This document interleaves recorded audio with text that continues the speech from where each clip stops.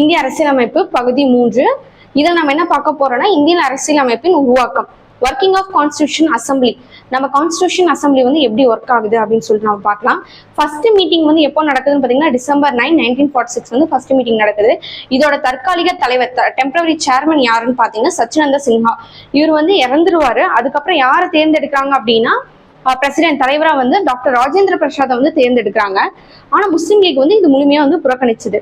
Next objective resolution, குறிக்கோள் என்ன அப்படின்னு சொல்லிட்டு பார்த்தோம் அப்படின்னா ஜவஹர்லால் நேரு தான் வந்து ஒரு உரை நடத்துவாரு, உரை சொல்லுவாரு.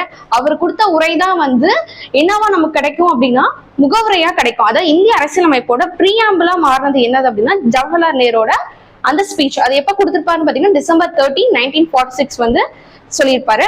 நெக்ஸ்ட் வந்து இதுல என்னென்ன இருக்குன்னா fundamentals and philosophy of the constitutional structure, அதாவது இந்திய அரசியலமைப்போட அடிப்படை தத்துவங்களும் ஃபண்டமெண்டல்ஸும் இருக்கும். அதை எப்ப நம்ம அடாப்ட் பண்றோம் அப்படின்னா ஜனவரி 22, 1947 வந்து நம்ம இதை அடாப்ட் பண்ணிக்கிறோம்.